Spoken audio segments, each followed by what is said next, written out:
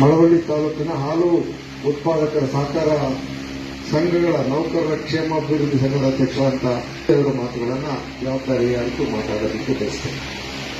ಮೊದಲನೇದಾಗಿ 2 ಗಂಟೆ ಟೈಮ್ ತಡವಾಗ್ತಂದಿದ್ದಕ್ಕೆ ಕ್ಷಮೆ. ನನ್ನ ಜೊತೆಯಲ್ಲಿ ವಿದ್ಯಾರ್ಥಿ ದಶೆಯಲ್ಲಿ ಇದ್ದಂಥ ಒಬ್ಬ ನನ್ನ ಸ್ನೇಹಿತ ಇವತ್ತು ಅಕಾಲಿಕವಾಗಿ ನಮ್ಮೂರಲ್ಲಿ ಮರಣ ಹೊಂದಿದ್ದಕ್ಕೆ ನಾನು ಸ್ವಲ್ಪ ಅವ್ರ ಮನೆಗೆ ಹೋಗ್ತಿರೋದಕ್ಕೆ ಸ್ವಲ್ಪ ತಡ ಆಗಿದೆ.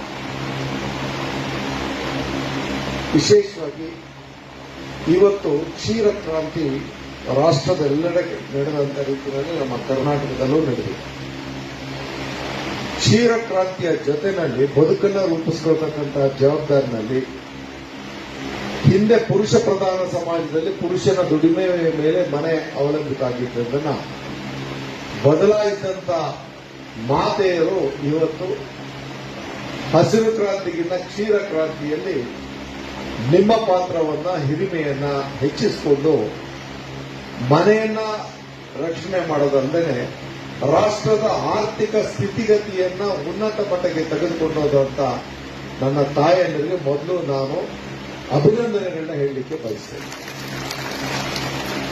ವಿಶೇಷವಾಗಿ ಈ ವಿಚಾರಕ್ಕೆ ರಾಷ್ಟ್ರಾದ್ಯಂತ ಯಾವುದಾದ್ರೂ ಒಂದು ರಾಜ್ಯದ ಮುಖ್ಯಮಂತ್ರಿ ಪೂರಕವಾಗಿ ಸ್ಪಂದಿಸಿ ಇಡೀ ರಾಜ್ಯದಲ್ಲಿ ಹಾಲು ಉತ್ಪಾದನೆ ಜಾಸ್ತಿ ಆಗೋದು ಏನು ಮಾಡಬೇಕು, ನಾವು ಹಾಲನ್ನ ಬೀದಿಗೆ ಸುರಿಬೇಕು ಅಥವಾ ಸಮುದ್ರಕ್ಕೆ ಸುರಿಯುವಂತ ಪರಿಸ್ಥಿತಿ ಬಂದಿದೆ ಅಂತ ಮುಖ್ಯಮಂತ್ರಿಗಳ ಮುಂದೆ ಈ ವಿಚಾರಗಳನ್ನು ತಿಳಿಸಿದಾಗ ಕ್ಷಣಾರ್ಧದಲ್ಲಿ ಒಂದು ಪರಿವರ್ತನೆಯನ್ನ ಕೊಟ್ಟಂತ ದಿಟ್ಟ ದೂರದೃಷ್ಟಿಯ ಜವಾಬ್ದಾರಿಯುತವಾದಂತ ಸರ್ವರ ನಾಯಕ ಸಿದ್ದರಾಮಯ್ಯನವರು ನನಗೆ ನಾನು ಕಣ್ಣಾರ ಕಂಡಂತ ಸತ್ಯವೊಂದನ್ನೇ ಹೇಳಿದೆ.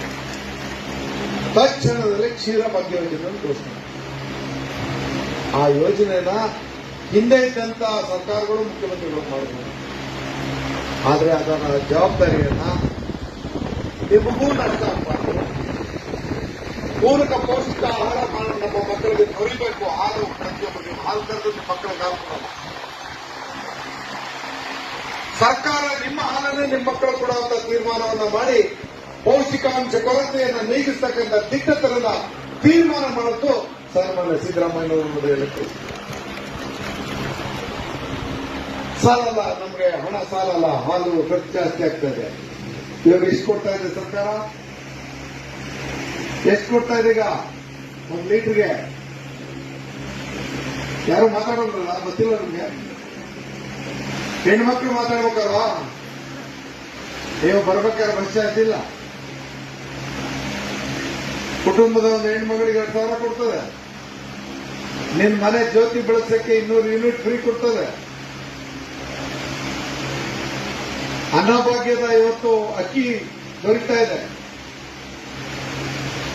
ಜೀವನ ನಡೆಸಬೇಕಾದ್ರೆ ಸಂಸಾರದ ತಾಪತ್ರಯಗಳನ್ನ ನಿವಾರಣೆ ಮಾಡತಕ್ಕಂಥ ಗ್ಯಾರಂಟಿ ಯೋಜನೆಗಳ ಜೊತೆಯಲ್ಲಿ ಹಾಲು ಉತ್ಪಾದಕರ ಪ್ರತಿ ಲೀಟರ್ಗೆ 5 ರೂಪಾಯಿ ಕೊಡ್ತಕ್ಕಂಥ ತೀರ್ಮಾನ ಯಾವುದಾದ್ರು ರಾಜ್ಯದಲ್ಲಿದ್ರೆ ಅದು ಕರ್ನಾಟಕ ಅನ್ನೋದನ್ನ ಗಟ್ಟಿ ದರದಲ್ಲಿ ಹೇಳ್ತಾರೆ. ವಿರೋಧಿಗಳು 108 ಟೀಕೆ ಮಾಡ್ತಾರೆ. ಮನೆ ಗೊತ್ತಿಲ್ಲ, ಮಂತನ ಗೊತ್ತಿಲ್ಲ, ಜೀವನ ಗೊತ್ತಿಲ್ಲ, ಬದುಕು ಗೊತ್ತಿಲ್ಲ, ಬಡತನ ಬದಲೇ ಗೊತ್ತಿಲ್ಲ. ಬಡವರ ಪರವಾಗಿ ಕಾರ್ಯಕ್ರಮ ಕೊಟ್ಟರೆ ಗ್ಯಾರಂಟಿಗಳಿಂದ ಸರ್ಕಾರ ರೂಢಿಪಟ ಆಗಿದೆ. ಯಾರ್ದು ಸರ್ಕಾರ? ಸರ್ಕಾರ ಯಾರ್ದು? ಯಾಕೆ ಊಟಕ್ಕೆ ಲೇಟ್ ಆಗೋದಿಲ್ಲ? ಒಬ್ಬ ಮಾತಾಡೋದು ಸರ್ಕಾರ ಅಂದ್ರೆ ಯಾರ್ದು? ಹೆಮ್ಮೆ ಹೇಳಿ ನಮ್ದು. ನಿಮ್ಮ ಸರ್ಕಾರ ನಿಮ್ಮ ಬಗ್ಗೆ ಯೋಚನೆ ಮಾಡಲಿಲ್ಲ ಅಂದ ಮೇಲೆ ಆ ಸರ್ಕಾರ ಇದ್ದೂ ಪ್ರಯತ್ನ ಇಲ್ಲ. ನಮ್ಮ ಜವಾಬ್ದಾರಿಯಲ್ಲಿ ನಿಮ್ಮ ಪರವಾಗಿ ತೀರ್ಮಾನ ತಗೊಂಡಿದ್ದೀವಿ. ಹಲವಾರು ನಮ್ಮ ನಾಯಕರುಗಳಿಗೆ ಗಟ್ಟಿದ್ದೇನೆ ಹೇಳಕ್ ಬರಲ್ಲ. ನಾನೇ ನಮ್ಮ ಪಕ್ಷದ ಮುಖಂಡರಿಗೆ ಸಾಕಷ್ಟು ಸಲ ಟೀಕೆ ಮಾಡ್ತೀನಿ. ಖಂಡನ ಮಾಡಿಲ್ಲ, ನಾವು ಸುಳ್ಳು ಹೇಳಿಲ್ಲ, ಆಡಂಬರ ಮಾಡಿಲ್ಲ, ದುರಹಂಕಾರ ತೋರಿಸಿಲ್ಲ. ಬಡವರ ಬದುಕು, ರೈತನ ಬದುಕು, ಭವಿಷ್ಯತ್ತಿನ ಜೊತೆಯಲ್ಲಿ ಸರ್ಕಾರದ ತೀರ್ಮಾನ ಇದೆ ಅನ್ನೋದನ್ನ ನಾವು ತೋರಿಸ್ಕೊಟ್ಟು ಹೇಳ್ತಾ ಇದ್ದೀವಿ. ಯೋಚನೆ ಮಾಡಿ, ಇವತ್ತು ನಿಮ್ಮ ಹಾಲು ಅರ್ಧ ಇವತ್ತು ನಿಮ್ಗೇನಾದ್ರು ಸಮುದ್ರ ಸುರಿದಿದ್ರೆ ನೀವು ಹಾಲು ಉತ್ಪಾದನೆ ಮಾಡ್ತಾ ಇರಲಿಲ್ಲ. ಅದನ್ನ ಮಕ್ಕಳು ಕೊಡಲಿಲ್ಲ ಅಂದಿದ್ರೆ ಪೂರಕ ಪೌಷ್ಟಿಕಾಂಶ ದೊರೆತಿರಲಿಲ್ಲ. ಸರ್ಕಾರ ದುಡ್ಡು ಕೂಡ ತಗೋತಾ ಇಲ್ವಲ್ಲ. ಒಂದು ತಿಂಗಳಿಗೆ ನಾನು MD ಕೇಳಿದೆ, ಈಗ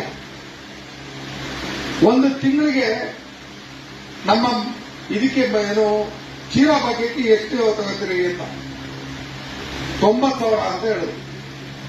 ಒಂದು ದಿನಕ್ಕೆ 90,000 ಲೀಟರ್ ನಮ್ಮ ಜಿಲ್ಲೆಗೆ ನಮ್ಮ ಮಕ್ಕಳಿಗೆ ಕೊಡ್ತಾ ಇದ್ವಿ.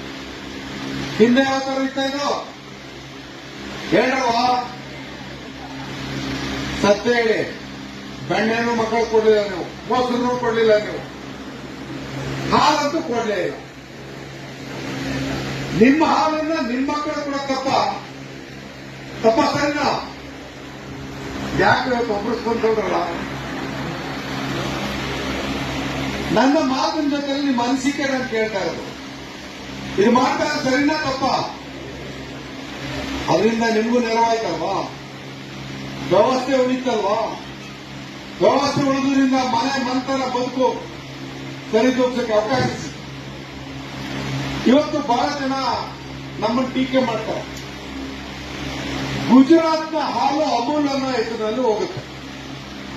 ಅವರು ಮೊದಲೇ ಮನಪಲ್ಲಿ ಮಾಡ್ಕೊಂಡಿದ್ದಂತ ಮಹಾಶಯರು ಡೆಲ್ಲಿಗೆ ನಮ್ಮ ಮನ್ಮೂಲ ಹಾಲನ್ನ ನಾವು ಮಾರ್ಕೆಟ್ ಮಾಡಕ್ಕೆ ಹೊರಟ್ವಿ. ಸರ್ಕಾರ ಅನುಮತಿ ಕೊಡ್ತಾರ? ಆ ಹಾಲು ಅಲ್ಲಿ ಇಡೀ ಭಾರತ ದೇಶದಲ್ಲಿ ಗುಣಮಟ್ಟದ ಹಾಲು ಅಂತ ಡೆಲ್ಲಿನಲ್ಲಿ ಹೇಳ್ತಾರೆ. ಆದ್ರೆ ಅಮೂಲ್ ಸಂಸ್ಥೆ ಆ ವಿತರಕರ ಮೇಲೆ ದಬ್ಬಾಳಿಕೆ ಮಾಡ್ತಾರೆ. ಅಮೂಲ್ ಸಂಸ್ಥೆ ಯಾವ ರಾಜ್ಯದ್ದು ಅರ್ಥ ಆಯ್ತದ? ಈಗ ಯಾರು ಬುದ್ಧಿ ಕಲಿಸ್ಬೇಕು ನೀವು? ರಾಜಕೀಯವಾಗಿ ಆಮೇಲೆ ಮಾತಾಡ್ತೀನಿ. ನಮ್ಮ ಕರ್ನಾಟಕದ ಹಾಲು ಗುಣಮಟ್ಟ ಇಲ್ಲ ಅಂದ್ರೆ ತಿರಸ್ಕಾರ ಮಾಡಲಿ.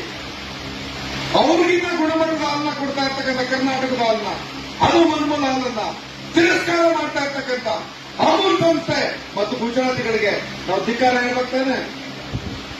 ಇದನ್ನೆಲ್ಲ ಜೋರಾಗಿ ಮಾತಾಡಿ. ಇಂಥ ವಿಚಾರಗಳು ನಮ್ಮ ಸ್ವಾಭಿಮಾನದ ಸಂಕೇತ. ನಾವು ಯಾರನ್ನು ನಂಬಲ್ಲ. ಕಣ್ಣನ್ನು ಮಾಡಿ ಸುಳ್ಳು ಹೇಳಿ ಮಾರುಕಟ್ಟೆಗೆ ನಾವು ಹೋಗಿಲ್ಲ. ನಮ್ಮ ಮಾರುಕಟ್ಟೆಯನ್ನು ಹಾಳು ಮಾಡಕ್ಕೆ ನಿಂತಿರ್ತಕ್ಕಂಥವ್ರಿಗೆ ಒಂದೊಂದು ದಿನ ನಾವು ಉತ್ತರ ಕೊಡೋ ದಿನ ಬಂದೇ ಬರ್ತದೆ. ಲಾಭ ಚಿಂತೆ ಎಲ್ಲ ಮಾರುಕಟ್ಟೆಯನ್ನು ಬಿಡಬೇಡಿ. ಸ್ವಲ್ಪ ಅದನ್ನ ಪೈಪೋಟಿಯಲ್ಲಿ ನಾವು ಅದನ್ನ ಹೋರಾಟದಲ್ಲಿ ನಿಲ್ಲೋಣ.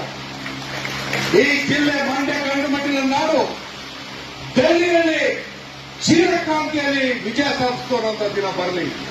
ಅದಕ್ಕೆ ನಮ್ಮೆಲ್ಲರ ಬೆಂಬಲ ನಿಮ್ಮ ಜೊತೆಯಲ್ಲಿ ಇರ್ತದೆ ಅನ್ನೋದನ್ನ ಹೇಳ್ತಾ, ಪ್ರತಿ ಒಬ್ಬ ಹಾಲು ಉತ್ಪಾದಕರಿಗೆ ನಾನು ಕೇಳ್ತಾ ಇದ್ದೆ, ಶಿವಕುಮಾರ್ಗೆ MD ಅವ್ರಿಗೂ ಕೇಳಿ, ಏನೇನಪ್ಪ ರೈತರಿಗೆ ಏನ್ ಕೊಡ್ತೀವಿ ಹಾಲು ಉತ್ಪಾದನೆ ಮಾಡೋರಿಗೆ ಅಂತ. ಹಾಲು ಕರೆಯ ಯಂತ್ರ 50% ಸಬ್ಸಿಡಿ ಕೊಡ್ತಿದ್ದೀವಿ ಅಂತ. ಅದು ನಾನು ಹಾಲು ಕರೆದಿದ್ದೀನಿ, ಕೈ ನೋವು ಬಂದ್ಬಿಡ್ತಿತ್ತು. ಅದು ನಾಟಿ ಹಸಿನಲ್ಲಂತೂ ಭಾರಿ ಕಷ್ಟ.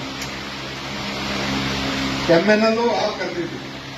ಆದ್ರೆ ಈಗ ನಿಮ್ಗೆ ಆ ಸಂಕಷ್ಟವನ್ನು ತಪ್ಪಿಸ್ತಕ್ಕಂಥ ಆಧುನಿಕ ಯಂತ್ರವನ್ನು ಬಂದಿದೆ.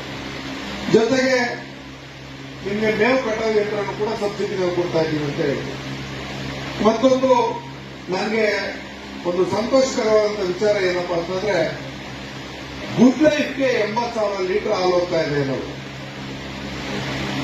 ಮತ್ತೊಂದು ನಿಮ್ಮೆಲ್ಲರಿಗೂ ಪ್ರತಿದಿನ 4 ಲಕ್ಷ ಲೀಟರ್ ನಮ್ಮ ಮಂಡ್ಯದಲ್ಲಿ ಹಾಲು ಶೇಖರಣೆ ಆಗ್ತಾರೆ, ಮಾರಾಟ ಆಗ್ತಲ್ವಾ? 12,65,000 ಒಂದು ದಿನಕ್ಕೆ ನಿಮ್ಮಿಂದ ಹಾಲು ಇದಾಗ್ತದೆ. ಪೌಡರ್ ಮಾಡಕ್ಕೆ ಹೋಗೋದ್ರಿಂದ ಇವತ್ತು ಸಂಸ್ಥೆಗೆ ನಷ್ಟ ಆಗ್ತಾ ಇದೆ ಅನ್ನೋದನ್ನ ನನ್ನ ಗಮನಕ್ಕೆ ತಂದಿದ್ದಾರೆ. ಸನ್ಮಾನ್ಯ ಮುಖ್ಯಮಂತ್ರಿಗಳ ಜೊತೆಯಲ್ಲಿ ಈ ಸದನದಲ್ಲಿ ಪ್ರಶ್ನೆ ಹಾಕಿ ನಾನು ನಷ್ಟ ಸರಿದೂಗಿಸ್ತಕ್ಕಂಥ ವಿಚಾರಕ್ಕೆ ಚರ್ಚೆನಲ್ಲಿ ನಾನು ಭಾಗಿಯಾಗ್ತೇನೆ ಅನ್ನೋ ಮಾತನ್ನ ನಿಮ್ಮಲ್ಲಿ ಹೇಳಿದ್ದೇನೆ. ಹಾಗೆ ಮೇವಿನ ಬೀಜವನ್ನು ವಿತರಣೆ ಮಾಡ್ತಾ ಇರ್ತಕ್ಕಂಥದ್ದು ಅತ್ಯಂತ ಶ್ಲಾಘನೀಯ. ನಾನು ನಿಮ್ಮಲ್ಲಿ ಕೋರ್ಕೊಳ್ಳೋದಿಷ್ಟೇ, ಹಿಂದೆ ಗುಣಮಟ್ಟದ ಬಗ್ಗೆ ಮಂಡ್ಯದ ಬಗ್ಗೆ ಆಪಾದನೆ ಇತ್ತು. ಇವತ್ತು ಆಪಾದನೆನ ನೀವು ಸುಳ್ಳು ಮಾಡಿ ನೀವು ಗುಣಮಟ್ಟದ ಹಾಲನ್ನ ಮಂಡ್ಯದಲ್ಲಿ ಇವತ್ತು ನೀವು ಮಾಡ್ತಾ ಇದ್ದೀರಿ ಅಂತ ನಂಬರ್ 1 ಹಾಲು ಮಂಡ್ಯದ ಹಾಲು ಅನ್ನೋದನ್ನ ಹೆಮ್ಮೆಗೆ ಪಾತ್ರರಾದಂತ ಎಲ್ಲ ಹಾಲು ಉತ್ಪಾದಕರ ಪಾದಗಳಿಗೆ ನನ್ನ ನಮನಗಳನ್ನ ಹೇಳಲಿಕ್ಕೆ ಬಯಸ್ತೇನೆ. ಇದು ಮಂಡ್ಯಕ್ಕೂ ಹೆಮ್ಮೆ, ಇದು ರಾಷ್ಟ್ರಕ್ಕೂ ಪೂರಕವಾದಂತಹ ಜವಾಬ್ದಾರಿ ಅನ್ನೋದನ್ನು ತಿಳಿಸ್ತಾ ಇಂಥ ಕಾರ್ಯಕ್ರಮದಲ್ಲಿ ಭಾಗಿಯಾಗೋದಕ್ಕೆ ನನಗೊಂದು ಅವಕಾಶ ಕೊಟ್ಟು ಇಂದು ಮಳವಳ್ಳಿಯ ಇಬ್ಬರು ಒಂದು ಸದಸ್ಯರುಗಳು ನಮ್ಮ ಮಂಡ್ಯ ಹಾಲು ಒಕ್ಕೂಟದಲ್ಲಿ ಇರೋದಕ್ಕೆ ನನಗೆ ಅತ್ಯಂತ ಸಂತೋಷ ಆಗ್ತದೆ. ಈ ಚುನಾವಣೆಯಲ್ಲಿ ಬೆಂಬಲಿಸಿದಂತ ಮತ್ತೆ ಮುಂದೆ ಯಾರು ದುಡಿಮೆ ಮಾಡ್ತಾರೆ, ಯಾರು ಜನಪರವಾಗಿರ್ತಾರೆ, ಯಾರು ಅಭಿವೃದ್ಧಿ ಪೂರ್ವಕವಾಗಿರ್ತಾರೆ ಅನ್ನೋದನ್ನ ಮುಂದಿನ ದಿನಗಳಲ್ಲಿ ನೀವು ತೀರ್ಮಾನ ತೆಗೆದುಕೊಂಡು ಅದಕ್ಕೆ ಪೂರಕವಾದಂತಹ ವ್ಯವಸ್ಥೆಗೆ ನಿಮ್ಮ ಬೆಂಬಲವೂ ಇರಲಿ ಅನ್ನೋಂಥ ಮಾತನ್ನು ಹೇಳ್ತಾ ತಮಗೆಲ್ಲರಿಗೂ ಹೊಂದಿಸಿ ವೇದಿಕೆಯಲ್ಲಿರ್ತಕ್ಕಂಥ ಎಲ್ರಿಗೂ ನನ್ನ ನೆನಪುಗಳ ಜೊತೆಯಲ್ಲಿ ನನ್ನ ಮಾತುಗಳಿಗೆ ವಿರಾಮವನ್ನು ಹೇಳ್ತೀನಿ. ಎಲ್ರಿಗೂ ಧನ್ಯವಾದ.